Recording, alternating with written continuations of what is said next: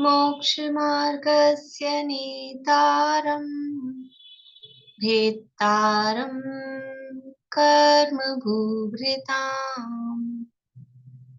ज्ञातारम् विश्वतत्त्वानाम् वन्दे तद्गुणलब्धये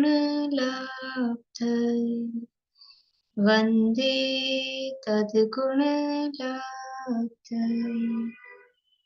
मोक्षमार्ग के नेता एवं कर्म पर्वतों के भेदक और विश्व के सब तत्वों के ध्यायक चेतन संवेदक सद्गुण आप समान प्राप्त हो यही भावना पाकर देव विनय पूर्वक करूं वंदना बारंबार जिनेश्वर की बारंबार जिनेश्वर की।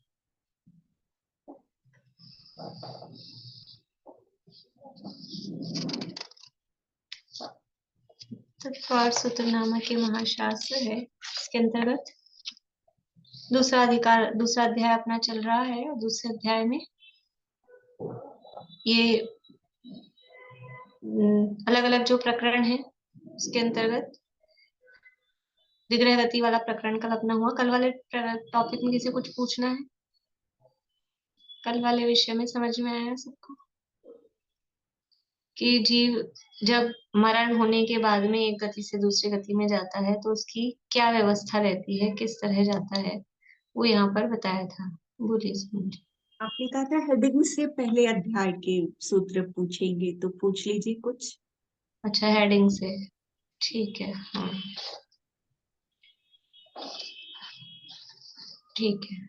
मति ज्ञान के नामांतर।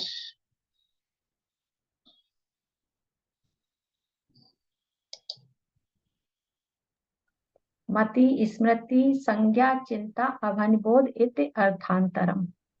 बढ़िया।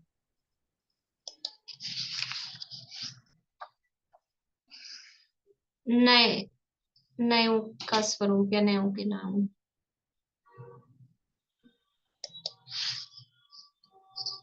नैगम संग्रह व्यवहार ऋजु सूत्र शब्द समभि रूढ़े एवं भूता नया। रूढ़ एवं भूता, रूढ़े एवं भूता नहीं, रूढ़ एवं भूता नया। ऋजुमति और विपुलमति मनपर्य में अंतर।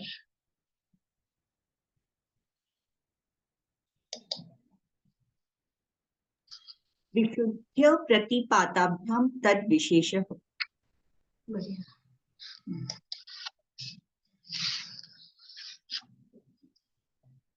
मति ज्ञान कैसे होता है?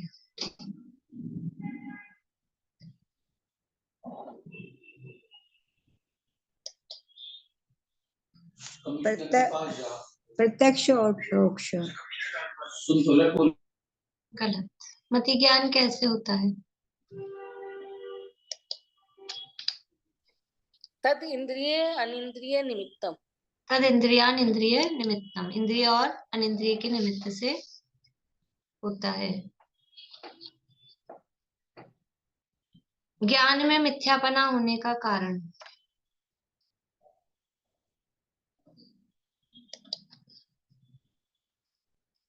सदसतो रविशेषाद दिक्षोपलब्धिरुन्मत्तवत्। बढ़िया। ऋजुमति विपुलमति में अंतर नहीं, मनपर्य ज्ञान और अवधि ज्ञान में अंतर।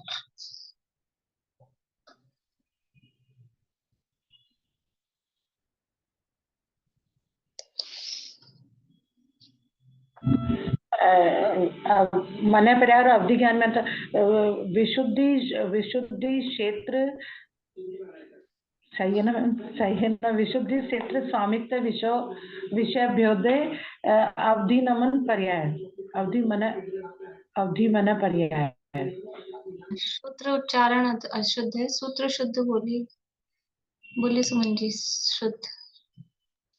विशुद्धि क्षेत्र स्वामी विषयेभ्यो वधि मन पर्यायो। बढ़िया। शुद्ध ज्ञान का स्वरूप और भेद।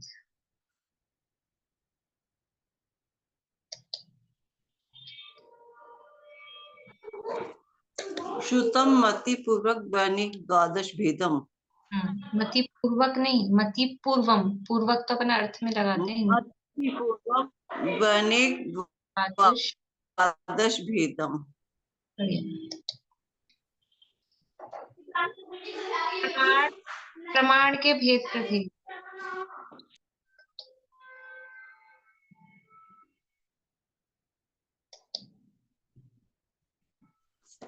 प्रमाण निरधिगमः वो वाला है। प्रमाण के भेद प्रभेद।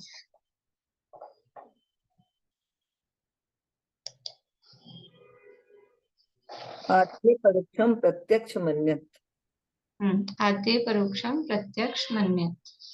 और ऊपर से भी ले सकते हैं, मति शताब्दी होना पड़े केवलानी ज्ञानम तत्प्रमाणे आद्य परोक्षम, चारों को भी ले सकते हैं, दो भी ठीक है। 7 तत्व। तत्व कितने होते हैं?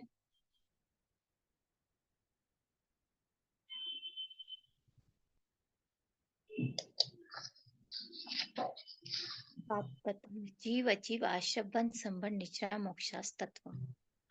जीवा जीवाश्रय बंध संबर निचरा मोक्षास तत्व। उत्पत्ति की अपेक्षा से सम्यक दर्शन कितने प्रकार का होता है?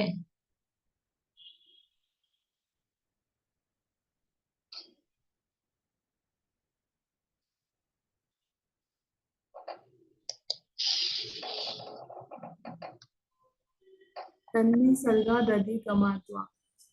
बढ़िया। मोक्ष का मार्ग क्या है?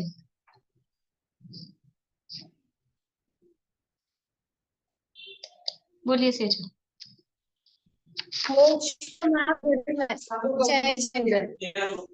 फिर से बोलिए।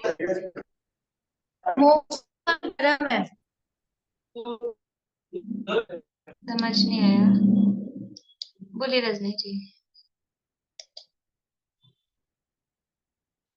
सम्यक दर्शन ज्ञान चारित्राणि मोक्ष मार्ग।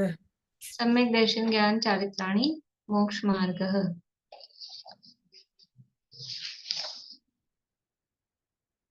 अवधि ज्ञान कितने प्रकार का होता है और वो किन किन को होता है?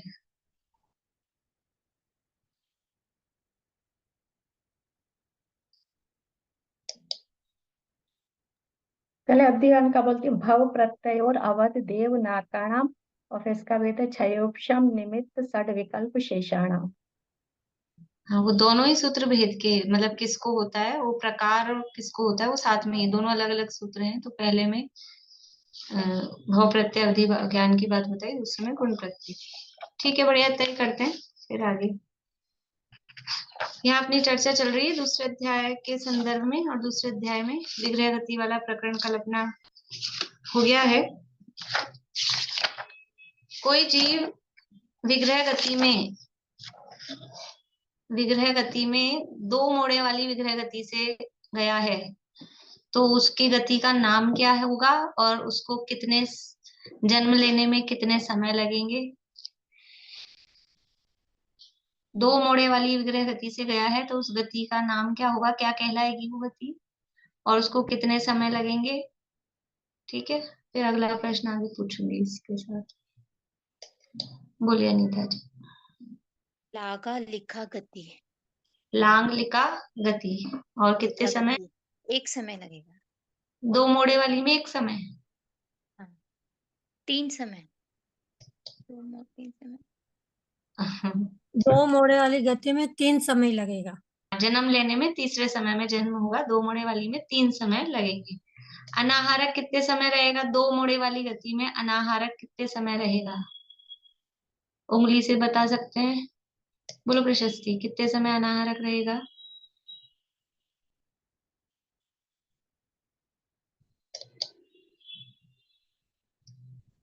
दो मोड़े वाली गति में 2 समय अनाहारक रहेगा। बहुत बढ़िया, 2 मोड़े वाली गति में 2 समय तक अनाहारक रहेगा। किसी जीव को त्रस नाली में से मरकर त्रस नाली में ही जन्म लेना है, तो उसकी कितने मोड़े वाली गति हो सकती है? कितने मोड़े वाली गति हो सकती है? त्रस नाली से त्रस नाली में ही उसको जन्म लेना है। बोले विनीता आंटी।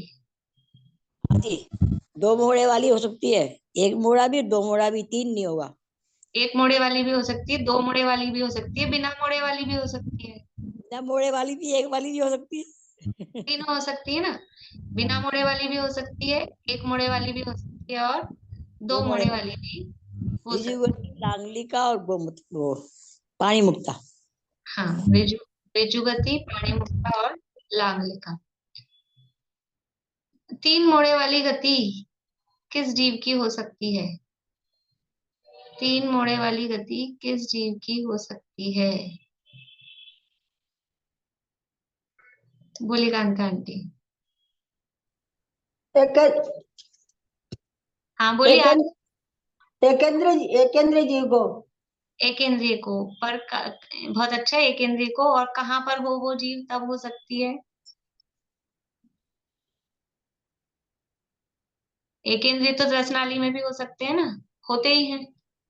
तो कहाँ होगा जब हो सकती है उसको? कहाँ मरे, कहाँ जन्म ले? चलिए, बढ़िया, अच्छा बताया आपने। बता रहे हैं? बोल रहे हैं? नहीं,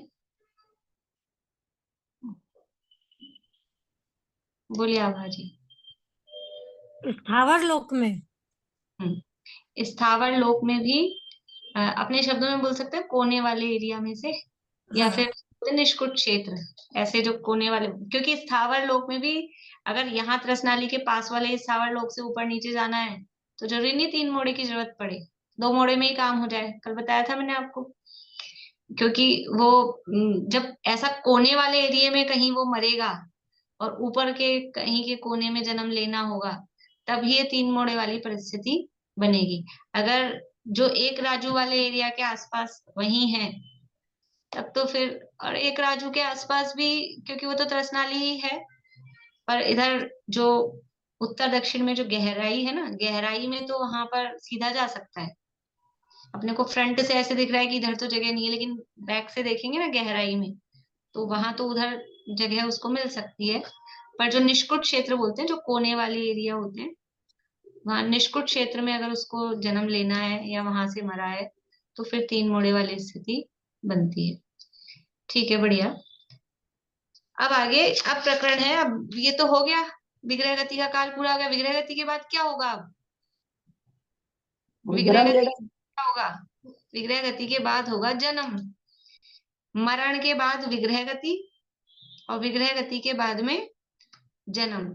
तो अब वो जन्म किस किस प्रकार के होते हैं, तो यहाँ जन्मों के टाइप्स यहाँ पर बता रहे हैं।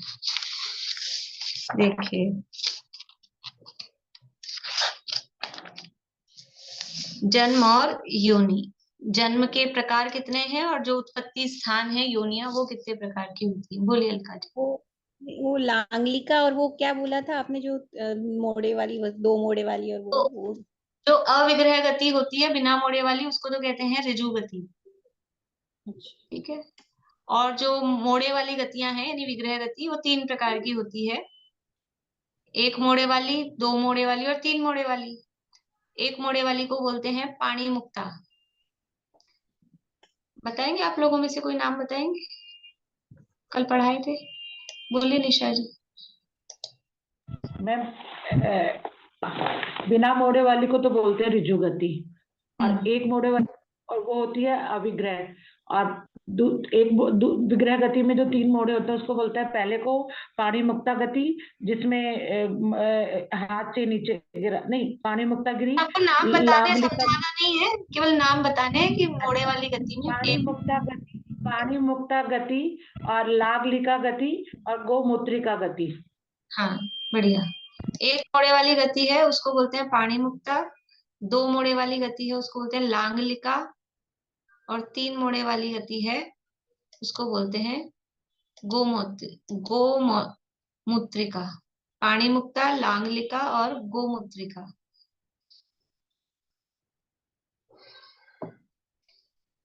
बोलिए अनीता जी। ऐसे कह रही थी, फिर 3 मोड़ वाली जो होती है, फिर उसमें कितना समय, उसमें भी क्या 3 समय लगता है दोनों में, मतलब 2 मोड़ में भी 3 मोड़े समय? वाली में चौथे समय जन्म होगा। तीन मोड़े वाली में ऐसे कह सकते हैं 4 समय, मतलब जन्म का समय उसमें 4 हो गए, चौथे समय जन्म होगा। और अनाहारक 3 ही समय रहेगा, जितने मोड़े हैं उतने समय अनाहारक, और जितने मोड़े हैं उससे अगले समय में जन्म होगा, तो एक समय अधिक उसमें लगेगा। ठीक है।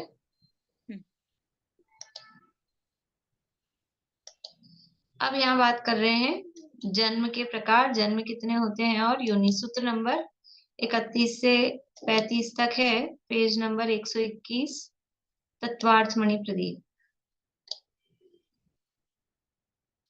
विग्रह गति में मोड़े और मोड़े के समय अनाहारक रहने की चर्चा के बाद अब सहज भाव से ही जन्म और योनि की चर्चा प्रसंग प्राप्त है, क्योंकि विग्रह गति के बाद जीव को कहीं ना कहीं जन्म तो लेना ही है। देखो, एक जो मान्यता अपनी रहती है ना, ये विग्रह गति वाला प्रकरण हमको क्या बताता है। विग्रह गति वाला जो प्रकरण है, और विग्रह गति में कितना समय, मैक्सिमम कितना समय लग सकता है विग्रह गति में किसी जीव को, मैक्सिमम 3 समय।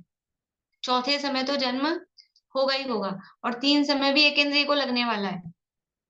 त्रस्त जीवों को तो मैक्सिमम 2 समय, तीसरे समय में जन्म होगा ही होगा। तो ये जो मान्यता दुनिया में चलती है कि इनका ऐसा नहीं हुआ, इनके मन की पूरी नहीं हुई, अब इनकी आत्मा भटक रही है, कि इनका वो गंगा जी में अस्थियां नहीं प्रवाहित करेगी जब तक उसकी आत्मा भटक रही है, कि किसी से इनको बदला लेना था और जब तक उसका बदला पूरा नहीं होगा तब तक उसकी आत्मा भटकेगी। तो ये जो मान्यताएं दुनिया में चलती हैं, ये बिल्कुल कितनी हवा में है, मतलब कोई इनके सिर पैर हाथ है नहीं, जिनकी कोई जड़ नहीं, कितनी स्थूल। वैसे भी बुद्धिजीवी लोग तो मानते नहीं है ऐसी बातों को, लेकिन ये जो अंधविश्वास दुनिया में चलते हैं, उसके ये प्रकरण उसको दूर करता है कि कोई आत्मा भटक नहीं सकती कभी भी। कभी भी कोई आत्मा ऐसे भटकती नहीं है, भटक सकती नहीं है, क्योंकि चौथे समय में तो जन्म होगा ही होगा, तीसरे समय में तो जन्म होगा ही होगा। तो 2-3 समय किसके पकड़ में आ रहे हैं, और वो भी कोई ऐसे भटक के किसी को भूत बन के परेशान करे और इधर से उधर ले जाए, ऐसा होता नहीं है। तो कभी कोई आत्माएं भटकती नहीं है, इसलिए उसके नाम पर जो मिथ्यात्व हम करते हैं कि इनका वो कोई श्राद्ध करते हैं कि तर्पण करते हैं, और जो जो भी काम करते हैं कि ये आत्मा भटके नहीं, इनकी आत्मा भटक रही है जो, तो वो सारे ये जो ग्रहित मिथ्यात्व, जो लोक मूढ़ताएं चल रही हैं, लोक मूढ़ताओं का निराकरण इससे अच्छे से होता है। ये आचार्यों की बात है, वीतरागी संतों की बात है, कोई राग द्वेष से तो उन्होंने लिखी नहीं है, जैसा वस्तु स्वरूप है वैसा उन्होंने बताया है। वहां तो वो राग द्वेष है, क्यों है, क्योंकि उनको जो जो पंडित लोग होते हैं उनको अपना पैसा बनता है उनका, वो श्राद्ध कराएंगे, वो जो भी क्रिया काम कराएंगे, तो वो सब खुद पैसा बनाते हैं, तो वहां तो उनका प्रयोजन है।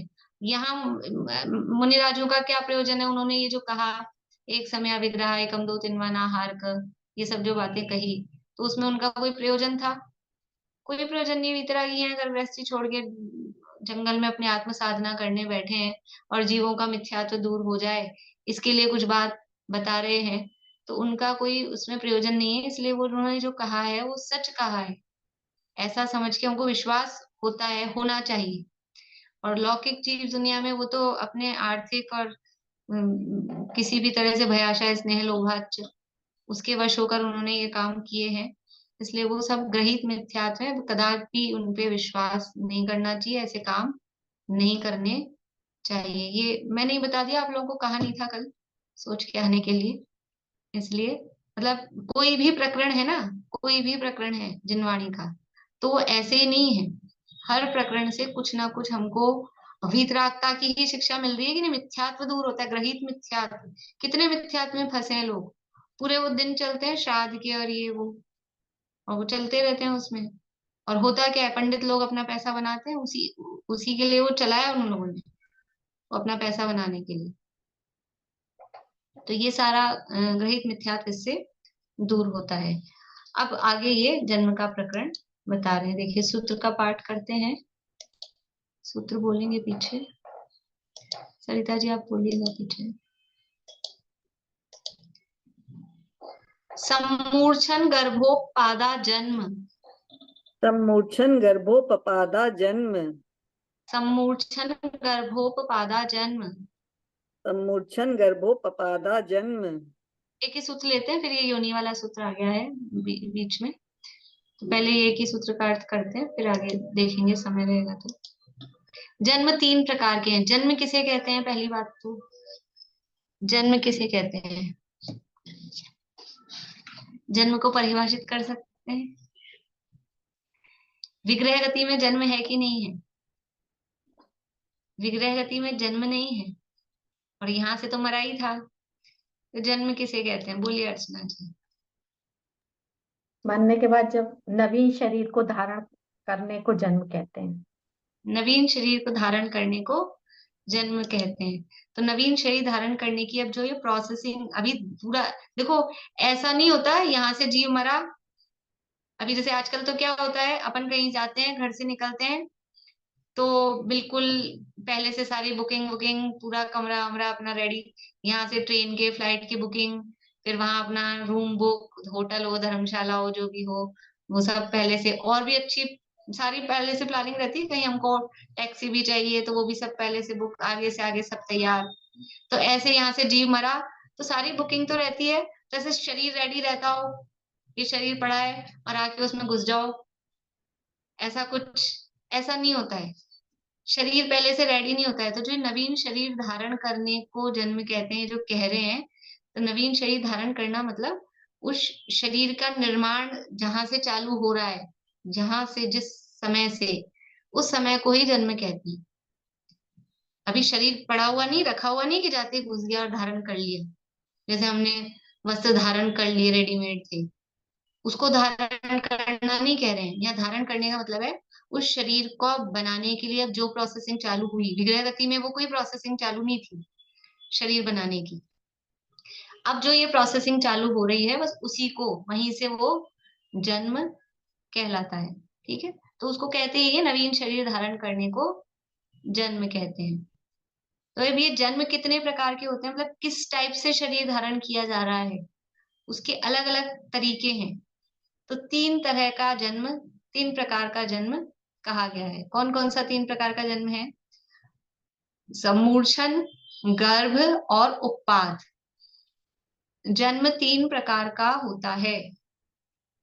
जन्म 3 प्रकार के होते हैं, सम्मूर्छन जन्म, गर्भ जन्म और उपपाद जन्म।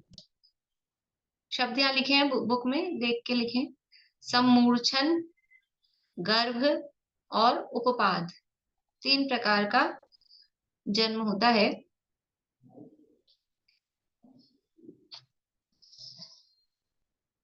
देखो, जन्म की परिभाषा में अपन दूसरी तरह से ये भी कह सकते हैं, प्राणों का ग्रहण करने, देखिए प्राण विग्रह गति में भी है, इसलिए वो शरीर धारण करने वाली बात ही ठीक लगती है ज्यादा, जाने दीजिए। सम्मूर्छन जन्म किसे कहते हैं? सम्मूर्छन का मतलब है कि जहां माता पिता के निमित्त की आवश्यकता नहीं होती, वातावरण से ही जो जीव अपना उत्पत्ति के लिए वो वातावरण से ही उस रूप, वो परमाणु ग्रहण करके शरीर धारण कर लेते हैं, तो वो जन्म कहलाता है सम्मूर्छन जन्म।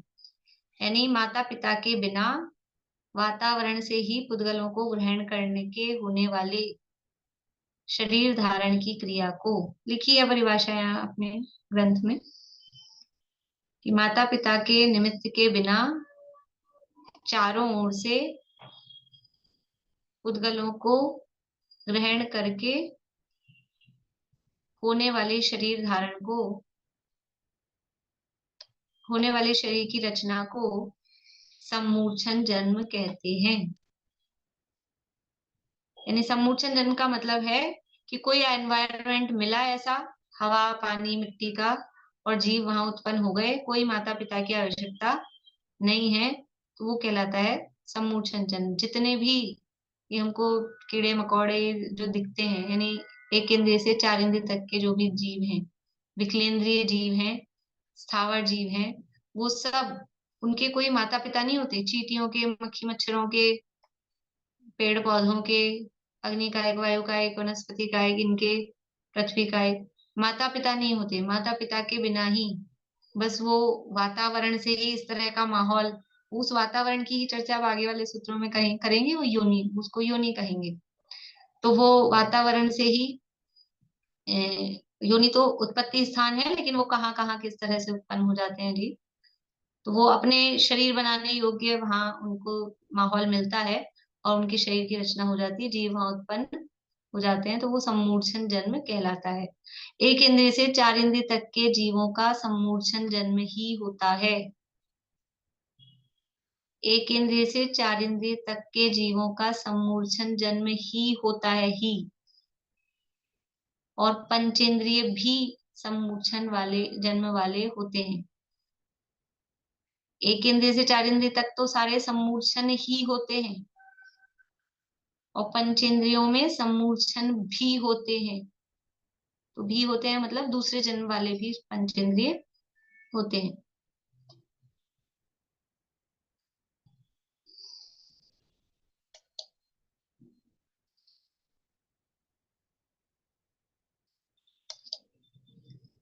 अब दूसरा है गर्भ जन्म। गर्भ जन्म किसे कहते हैं? कि माता पिता के निमित्त से, माता पिता के निमित्त से जो शरीर की रचना होती है उसे गर्भ जन्म कहते हैं। बोलिए पूर्णिमा आंटी। अपन ने वो पढ़ा था ना, थलचर और जलचर, जी नवचर। तो जलचर का तो मालूम है कि समूचन जन्म होता है, पर थलचर का और नवचर का समूचन जन्म में तो कौन सी जीव आते हैं? थलचर में और नवचर का भी आ रहा है ऐसे ही। देखना पड़ेगा कौन से होंगे। थलचर में सम्मोचन पंचेंद्रियों में ना। हाँ, मेढक आता है। मेंढक को थलचर में लेंगे कि जलचर में लेंगे? नहीं, जलचर में। वो थलचर का, जलचर, जलचर तो है मेंढक, तो मेंढक का मेंढक मछली हाँ ये तो है। देखना पड़ेगा, अभी ख्याल नहीं आ रहा एकदम से। ठीक।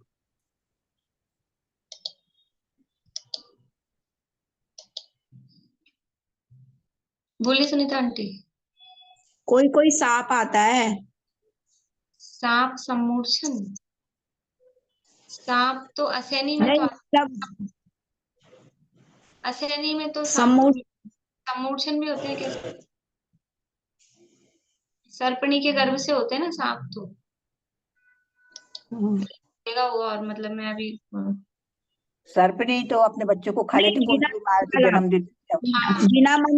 बिना मन का पूछ रही है ना, तो बिना मन वाला बता रही हूँ मैं तो। बिना मन का नहीं, बिना मन वाली बात अभी जन्म असैनी की बात कर रहे हैं ना। और आप लोग भी देखना, कोई किसी को नेट पे अगर हो तो, कि पंचेंद्रिय तिर्यंचों में थलचर में सम्मूर्छन कोई हो सकते हैं क्या, देख लेना किसी को आइडिया हो तो, और मैं देख लूंगी, अभी ख्याल नहीं आ रहा है ऐसे। ज्यादा वो जलचर में ही सुनने में आया है। चलिए, तो गर्भ जन्म किसे कहते हैं? कि जो माता पिता के निमित्त से गर्भ में जिनका जन्म होता है वो गर्भ जन्म कहलाता है। गर्भ में, गर्भाशय में जिनका जन्म, जो जन्म होता है, यानी गर्भाशय में जो शरीर की रचना हो रही है वो गर्भ जन्म कहलाता है। यानी मेन बात उसमें है माता पिता के निमित्त से। माता पिता के निमित्त से यानी वो रजवीर्य के मिलने से। सम्मूर्छन जन्म में वो रजवीर्य वाली कंडीशन नहीं है, वो तो हवा पानी के निमित्त से ही अपने आप शरीर की रचना वहां हो जाती है। लेकिन गर्भ जन्म में वो माता पिता का रजवीर्य मिलकर फिर जो शरीर की रचना होती है वो गर्भ जन्म कहलाता है। ठीक है, बोलिए बुआ। जो स्वयंभू रमन में है मगरमच्छ, वो जलचर ही हुआ ना, वो जलचर ही हुआ। वो जलचर नहीं, थलचर पूछ रहे हैं, मतलब गाय घोड़ा गधा कुत्ता, ये जल अच्छा उसमें पूछ रहे हैं। वो तो सब ख्याल में आ रहे हैं, पर वो सब जलचर ही हुए ना, मेंढक मत्स्य मछली, हाँ ये तो हाँ। वो तो सब सम्मूर्छन। अब उसमें भी देखना पड़ेगा, हो सकता है थलचर नवचर में नहीं भी होते हो, देख लेना, देखना पड़ेगा उसको और थोड़ा सा। तो ये हो गया गर्भ जन्म। अब तीसरा है उत्पाद जन्म। देखो, उत्पाद जन्म और सम्मूर्छन जन्म में एक समानता है। क्या समानता है? कि सम्मूर्छन जन्म भी बिना माता पिता के निमित्त से हो रहा है और उत्पाद जन्म भी माता पिता के निमित्त के बिना हो रहा है। लेकिन सम्मूर्छन जन्म और उत्पाद जन्म एक नहीं है। तो उत्पाद जन्म किसका होता है कि उत्पाद बिल अथवा उत्पाद शैयाओं पर जो नारकियों और देवों का जो जन्म होता है उसे उपपाद जन्म कहते हैं। देवों और नारकियों के जन्म को उपपाद जन्म कहते हैं। इसमें भी माता पिता का कोई निमित्त नहीं है, लेकिन वो अलग टाइप से होता है। तो देवों और नारकियों के जन्म को उपपाद जन्म कहते हैं।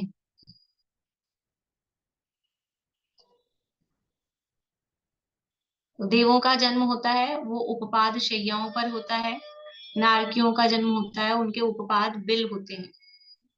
ठीक है, तो वो पर्टिकुलर वो उनका प्लेस होता है, वहां उनके शरीर रचना संबंधी वो प्रोसेसिंग होती है, और कोई वहां माता पिता का निमित्त वहां भी नहीं होता है, लेकिन फिर भी वो अलग टाइप से होता है, इसलिए वो अलग तरह का जन्म है, वो उपवाद जन्म कहलाता है। और ये 1 इंद्रिय से 4 इंद्रिय तक, इसके अलावा अन्य जो भी समोच्चन जीव हैं उनका जन्म वातावरण से ही। देव और नारकियों का ऐसा जन्म नहीं होता कि बहुत धूल इकट्ठी हो गई तो देव पैदा हो गया कि नारकी पैदा हो गया, ऐसे वातावरण से नहीं होता, वो पर्टिकुलर और कहीं भी हो जाए।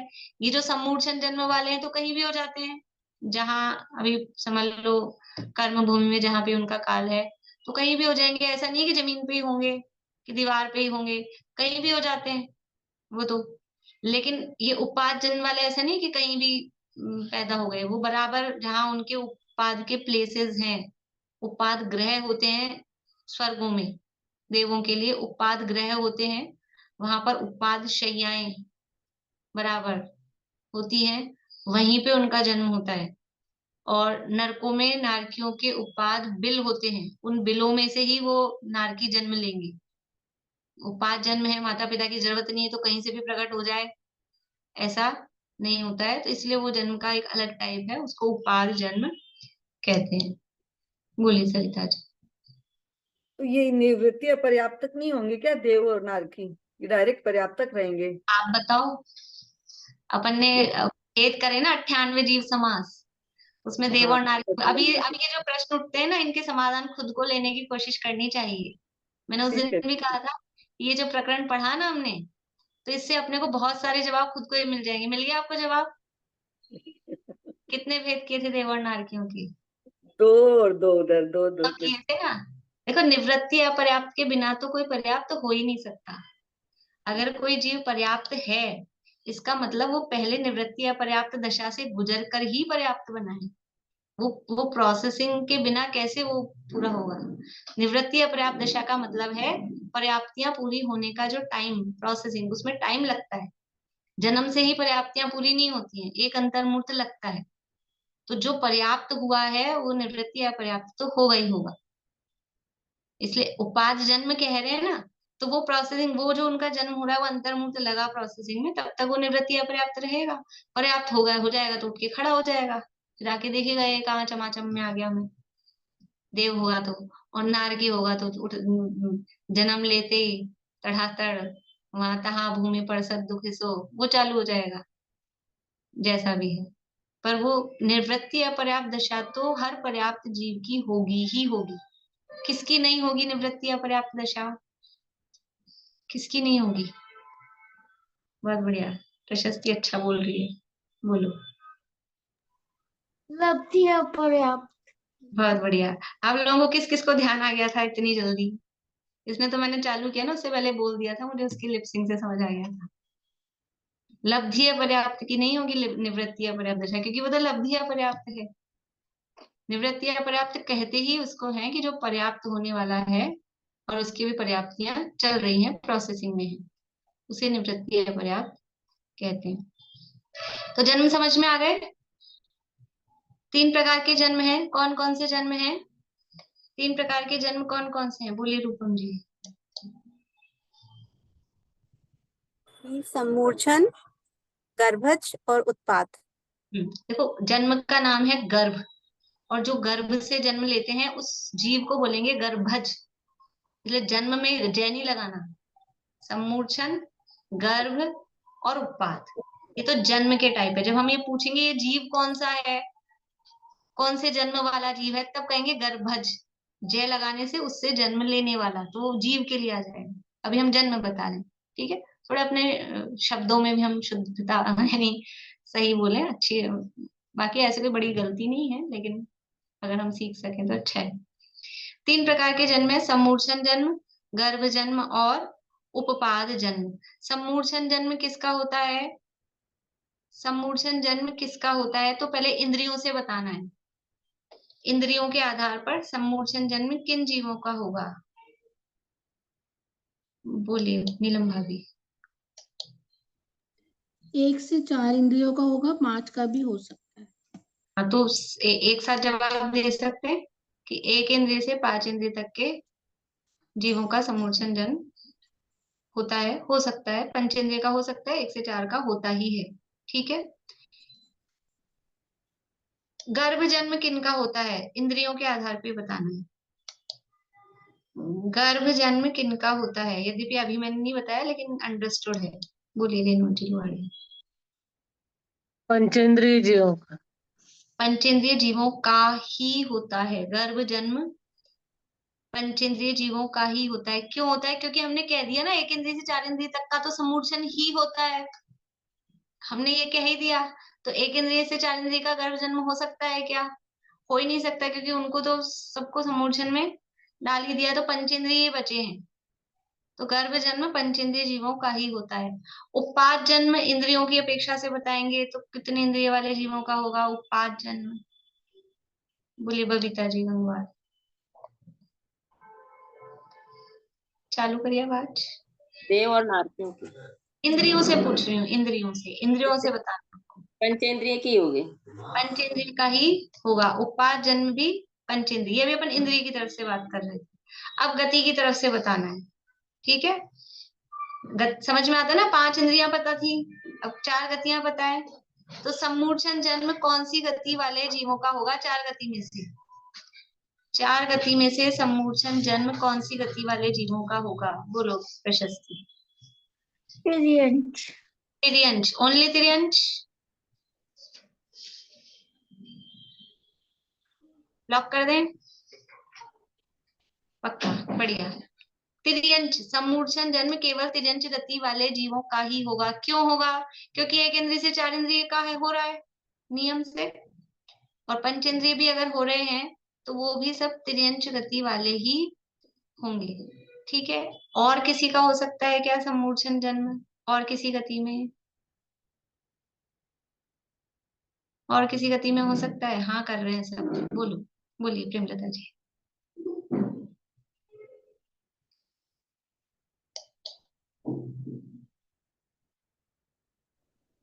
मनुष्य गति में।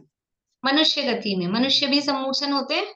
अपर्याप्त मनुष्य की बात की थी अपन ने, लब्धि अपर्याप्त, तो वो सम्मूर्छन वाले होते हैं, सम्मूर्छन जन्म वाले। तो सम्मूर्छन जन्म गति की तरफ से देखेंगे तो कितनी गतियों में होता है?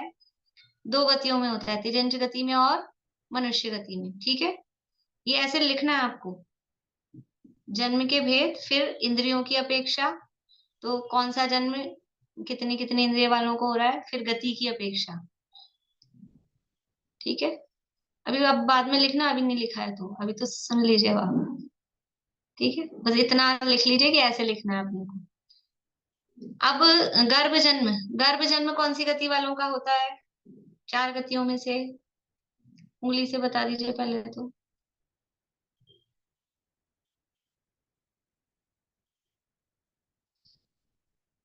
हाँ जी अनीता जी बोलिए। मनुष्य गति व तिर्यंच गति में होता है। मनुष्य गति और तिर्यंच गति, क्योंकि गर्भ जन्म वाले मनुष्य भी होते हैं और तिर्यंच भी होते हैं। तो सम्मूर्छन जन्म भी 2 गति में, गर्भ जन्म भी 2 गति में। उत्पाद जन्म, उत्पाद जन्म बोलिए रेखा जी। नरक गति और देव गति में होता है। नरक और देव में, यानी कोई भी जन्म ऐसा नहीं है कि जो चारों गतियों में सारे के सारे जन्म एक साथ लागू पड़ जाएं। 2 जन्म है, सम्मूर्छन जन्म और गर्भ जन्म, वो तो मनुष्य और तिर्यंच गतियों में होंगे। और देव और नारकियों के लिए अकेला उत्पाद जन्म, वो देव और नारकियों के होता है। अब सम्मूर्छन जन्म में भी, सम्मूर्छन जन्म में भी जो मनुष्यों के लिए कहा है तो वो केवल लब्धि अपर्याप्त मनुष्य, वही सम्मूर्छन होते हैं। बाकी जो मनुष्य हम सब दिख रहे हैं, तो कोई सोचे कि तुम सब आपस में एक दूसरे से पूछें कि भाई तू सम्मूर्छन वाला है कि गर्भ वाला है, कौन सा वाला है। ये हम जो भी सब दिख रहे हैं, हम सब पर्याप्त मनुष्य हैं, सब गर्भ जन्म वाले ही हैं। जो सम्मूर्छन मनुष्य हैं वो आंखों से दिखाई नहीं देते। उनकी आयु कितनी होती है? सम्मूर्छन मनुष्यों की आयु कितनी होती है ललतेश जी? गर्भ के 18वें भाग, श्वास के 18वें। श्वास के 18वें भाग बढ़िया, बहुत अच्छा। तक होते हैं। तो जो सम्मूर्छन मनुष्य हैं वो लब्धियां पर्याप्त हैं, यानी श्वास के 18वें भाग ही उनकी आयु है। तो वो वैसे भी नहीं दिखते हैं, और दिखना चाहे तो इतनी सी उनकी आयु है, जन्म होता है और तभी मरण हो जाता है। तो हम जो भी कोई भी हम मनुष्य दिख रहे हैं वो सब गर्भ जन्म वाले ही और पर्याप्त मनुष्य ही यहाँ पर हैं। इस तरह से ये 3 प्रकार के जन्म।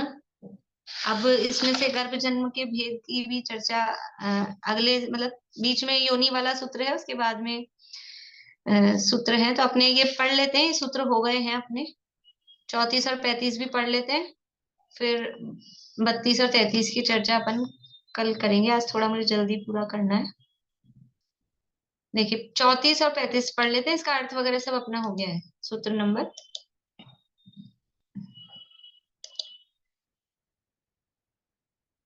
बोलिएगा सरिता जी आप पीछे। देव नारकाणाम उत्पादः, देव नारकाणाम उपपादः, देव नारकाणाम उत्पादः, देव नारकाणाम उपपादः, शेषाणाम सम्मूर्छनम। शेषाणाम सम्मुच्छनम। देखो यहाँ अभी ऊपर जरायु अंडज पोता नाम गर्भ बताया है ना, इसलिए यहाँ इसमें गर्भ को नहीं लिया। वो गर्भ जन्म के भेद भी हैं, वो भेदों की चर्चा के साथ ही कल करेंगे। अभी सामान्य रूप से सूत्रों का अर्थ देख लेते हैं कि देवों और नारकियों का कौन सा जन्म होता है? देवों और नारकियों का उत्पाद जन्म होता है। उससे पहले ये जो 33वां सूत्र था उसमें कहा था जरायुज, अंडज और पोत, ये जो है ये गर्भ जन्म के भेद हैं। तो इनका इस तरह से जिनका जन्म होता है वो गर्भ जन्म वाले हैं। तो गर्भ जन्म वालों को छोड़ो, उत्पाद जन्म वालों को छोड़ो, तो शेषाणाम सम्मूर्छनम, इन दोनों को छोड़ने के बाद अब जो बचे वो सब क्या हो गए? वो सब सम्मूर्छन जन्म वाले हैं। अभी उसका अर्थ करेंगे ना अपन 33वें का, तो वो वापस से 35वें सूत्र का अर्थ अच्छे से समझ में आ जाएगा, कल उसको कर लेंगे अपन। कि देव और नारकियों का तो उत्पाद जन्म है, ठीक है, और उत्पाद जन्म और गर्भ जन्म को छोड़कर जो बच गए उन सबका कौन सा जन्म होगा? जिनका उत्पाद जन्म भी नहीं हो रहा, जिनका गर्भ जन्म भी नहीं हो रहा, तो बचा क्या? अब कुछ आ रहा ही नहीं है, सम्मूर्छन जन्म ही बचा। तो शेषाणाम सम्मूर्छन सम्मूर्छनम, गर्भ जन्म वालों का और उत्पाद जन्म वालों को छोड़कर बाकी सबका सम्मूर्छन जन्म ही होता है। तो जहां गर्भ जन्म की चांसेस हैं, देखो उत्पाद वाले तो देवनारकी हैं, वो तो अलग ही हो गए। अब गर्भ जन्म के चांसेस किस किस में है? मनुष्य और तिर्यंचों में, मनुष्य और तिर्यंचों में है।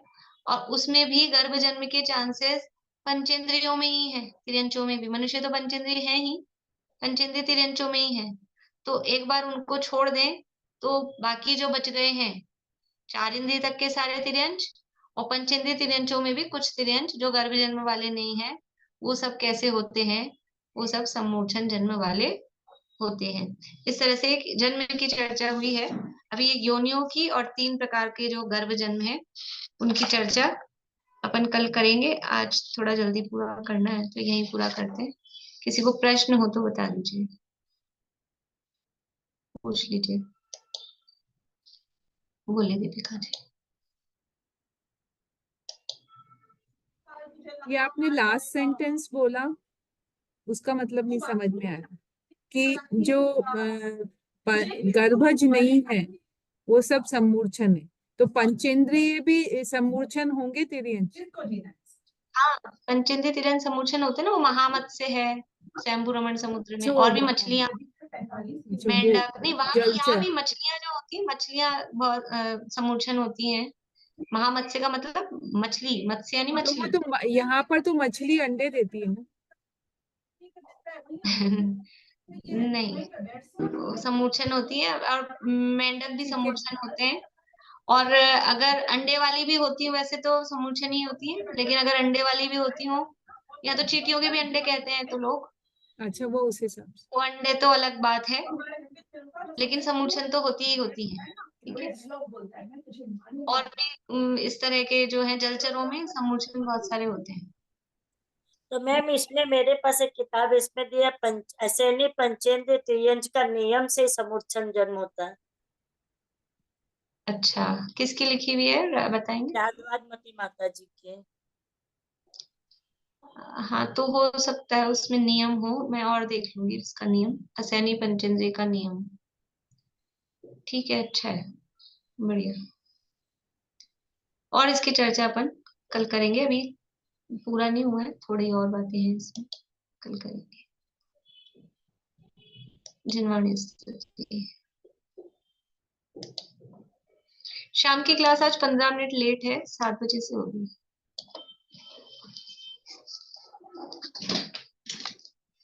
किसी से कुछ नहीं लेना, किसी को कुछ नहीं देना, अहो निश्चिंत परमानंदमय जीवन हमारा है। ज्ञानमय लोक है मेरा, ज्ञान ही रूप है मेरा, परम निर्दोष समतामय ज्ञान जीवन हमारा है। अहो चैतन्य आनंदमय सहज जीवन हमारा है। अनादि अनंत पर निरपेक्ष ध्रुव जीवन हमारा है।